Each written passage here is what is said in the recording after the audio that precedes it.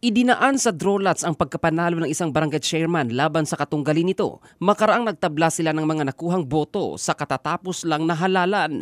Drolats o hindi naman kaya toss coin ang karaniwang nangyayari sa mga kanitong tagpo kapag parehong nakakuha ng pantay na boto ang dalawang magkaribal sa isang posisyon.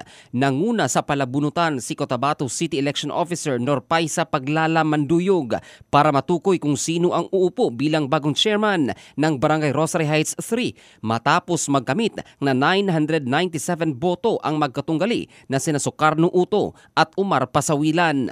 Sa harap ng mga electoral board, mga kandidato at sinaksihan ni Cotabato City Mayor Bruce Matabalaw, Cotabato City PNP Director Colonel Kerubin Manalang Jr., Bangsamoro Free Election Movement at media, isinagawa ang bunutan upang maiwasan ang mga haka-haka ng dayaan. Nanalo si Pasawilan at naiproklama habang si Uto, nahalatang natigilan, ay tinanggap ang kanyang pagkatalo sa Drolats nang walang sabi-sabi. Sa bandang huli, niyakap ni Pasawilan ang katunggali bago maghiwalay ng landas.